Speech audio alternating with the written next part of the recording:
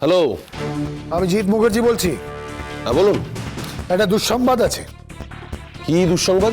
শিবপ্রসাদ গাঙ্গুলির পরিবার একদম ভালো আছে, সুস্থ আছে আর নিরাপদ আছে। মানে ওরা যখন দীঘার সমুদ্র সৈকতের দিকে রওনা দিয়েছিল, মানে টিকিট কেটে বাসে বসেছিল, তখন কতিপয় লোক ওদের মারার চেষ্টা করে, ওদের পরিবারের ওপরে আক্রমণ হয়। তারপর আর কিছু জানি না। যেটুকু জানি সেটা হলো তারপরে ওই বাস ডিপোতে একটা কেওয়াস হয় এবং সেখান থেকে তারা সম্পূর্ণ নিরাপদভাবে বাড়ি পৌঁছে গেছে। সে কি, ওরা সি বিচে যাচ্ছে না? না, ওরা যাচ্ছে না। পুরো প্ল্যানটাই আমাদের ভেস্তে দিয়েছে ওরা। আর তার ফলে আপনার ছেলে এখন বিপদে আছে। আমি কিছু বুঝতে পারছি না, ডিপোতে কি এমন হয়েছিল? তদন্ত চলছে, স্পেশাল ব্রাঞ্চ ওখানে পৌঁছে গেছে এবং if I am not wrong, ওদের ওপরে 24 ঘন্টা নজর রাখা হচ্ছে, ওদের কভার দেওয়া হচ্ছে। আর সবটা করছে ওই লোকটা। কে? পরশুরাম। পরশুরাম মাঝখানে কোত্থেকে এলো? কিচ্ছু জানি না, কিচ্ছু জানি না। শুধু এইটুকু জানি যে একটা প্রত্যক্ষদর্শীর প্রয়োজন আছে, একটা আই উইটনেস। আমি চেষ্টা করছি, আপ্রাণ চেষ্টা করছি যাতে একজন প্রত্যক্ষদর্শীকে খুঁজে পাই, একজন আই উইটনেসকে খুঁজে পাই যে ওখানে কি ঘটেছিল সেটা বলতে পারবে।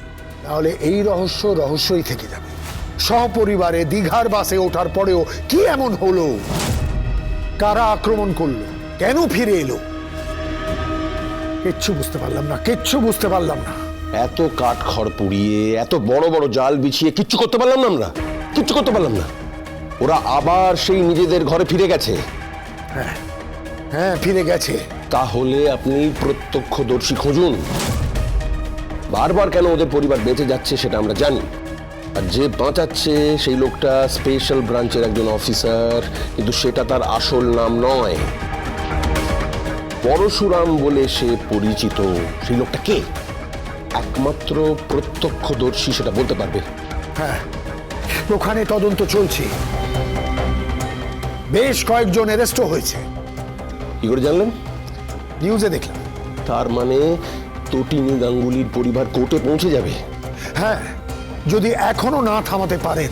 থামাবো তো বটেই, যেভাবে হোক থামাবো, যেভাবে হোক।